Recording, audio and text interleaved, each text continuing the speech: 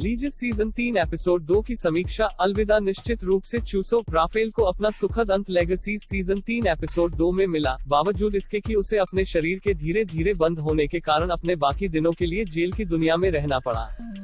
Good bye शो डू सॉक एक मार्मिक, अच्छी तरह से लिखा गया था और काल्पनिक रूप से अभिनय किस थी जिसने मुझे द वैम्पायर डायरीज और द ओरिजिनल से अधिक गंभीर स्वर के लिए तरस दिया। एपिसोड के दौरान जिस तरह से अच्छा काम किया गया, उससे पहले जो श्रृंखला सम्मानित की गई थी वह कुछ ऐसी थी जो अक्सर कैंपली कहानी के बीच अनुवाद में खो जाती है। हमारे पास जेल की दुनिया थी, बेनेट चुरेलो और बहुत अधिक के रूप में हमने इस चरित्र को अलविदा कहा।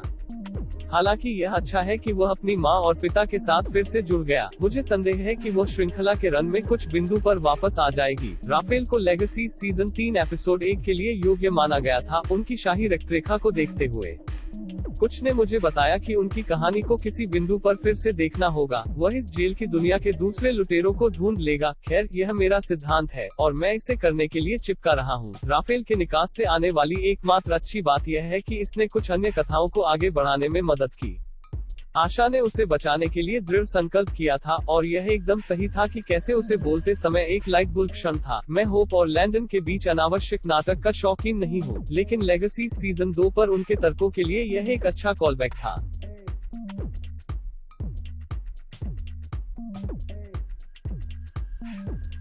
होप को इतना नुकसान हुआ था कि उसके प्रेमी को सीखने के लिए एक फीनिक्स ने उसे राहत की सांस लेने की अनुमति दी, लेकिन अब जब फीनिक्स के गुणों ने उसके शरीर को छोड़ दिया है, तो वह धीरे धीरे फिर से एक दायित्व बन सकता है। यहाँ पुडिंग में सबूत होप की खामोशी थी जब लैंडन ने उसे इसके बारे में समझा। लैंडन ने कहीं भी फिट होने के लिए संघर्ष किया है और अपनी क्षमताओं को खोकर उसे फिर से एक नियमित मानव बना दिया है। वह अपने भाई के नुकसान के साथ मिलकर उसे एक नई दिशा में भेज देगा। मेरा सबसे अच्छा अनुमान है कि वो स्कूल और सिर को मिस्टिक फॉल्स हाई पर छोड़ देगा, जहां वह ईथन के संपर्क में आएगा। क्योंकि ईथन वापस कैसे आएगा? क्या इससे लैंडन और होप के बीच एक और ब्रेक होगा?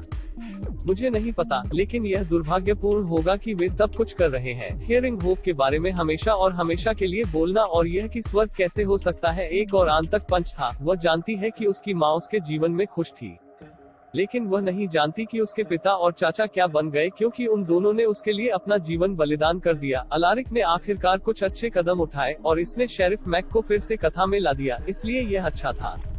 लेकिन उनके बीच संबंध खराब हो गए। मैक इस बात को लेकर उत्सुक है कि अलारिक के साथ काम करने वाली चीजें कैसे बाहर खेलती हैं, और मुझे उम्मीद है कि इससे शेरिफ और हेडमास्टर के बीच अधिक टीम अप होगा। अलारिक ने ज्यादातर अजीब फैसले किए हैं, लेकिन अपनी मौत से पहले अपनी मां के साथ राफेल को फिर से मिलाने की उनकी गवाही से मुझे एहसास हुआ कि शायद उनके फैसले ज्यादा अच्छे के लिए हैं। एलिसा और नेक्रोमैंसर एक साथ काम करते हुए आश्चर्यजनक रूप से मजेदार थे।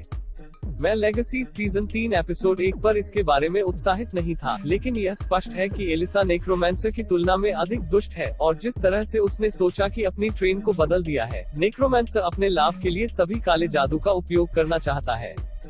ट्राड मंत्र को फिर से लिखना और मूल रूप से उसकी कुतिया बनाना। दूसरी ओर एलिसा इसके साथ ठीक है, इसलिए जब तक सभी राक्षस वापस लौट आते हैं और सल्वाटोर स्कूल में नरकंकाल की बारिश हो जाती है।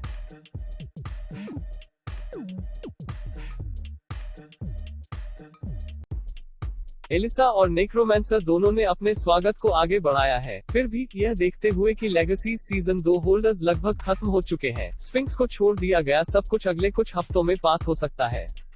स्कूल की मौत एलिसा नहीं होगी, क्योंकि तकनीकी रूप से वह पहले से ही मर चुकी है, और जबकि स्फिंक्स पहेलियों में बोलता है, मुझे यकीन है कि अगर वो उसका था तो उसे बेहतर तरीके से शब्दों में बदलना होगा। राफेल खोने के बाद क्या स्कूल बच सकता था अगर वह किसी और को खो देता? यह एक दिलचस्प सवाल है और यह केवल समय की बात है, इससे पहले कि प्रश्न उठने लगे कि क्या छात्र मर रहे हैं। गुड बाय शो डू सॉक काफी समय में सबसे अच्छी किस्त थी, लेकिन काश जोशी ने राफेल को अलविदा कहने की ठान ली थी। जोशी का उल्लेख भी नहीं किया गया था और इसने मेरी किताब में चीजों को थोड़ा अजीब बना दिया। राफेल के अलविदा कहने से आपको क्या लगा? क्या आपको लगता है कि वह वापस आ जाएगा? क्या यह आशा और लैंडन के लिए रेखा का अंत है? आपको क्या लगता है कि कौन मरेगा? टिप्पणियों को मारो।